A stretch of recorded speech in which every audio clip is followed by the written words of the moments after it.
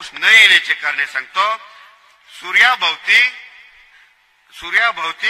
11 जूनला दुपारी 12 वाजता आकाशात वरती बघायचं, सूर्याला गोल रिंगण दिसलं, खळ दिसलं की त्या वर्षी दुष्काळ पडतो, एवढं मात्र लक्षात ठेवायचं।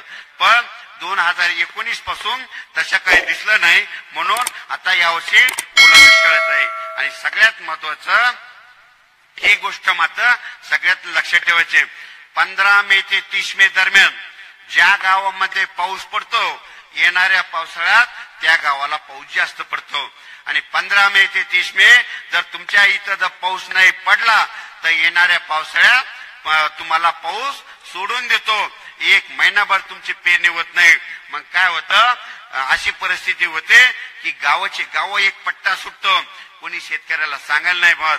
मग अशा वेळेस मग पाऊस मग त्यांची पेरणी 1 महिना होत नाही।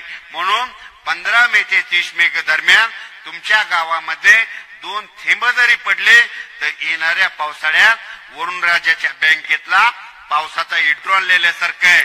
म्हणून ही गोष्ट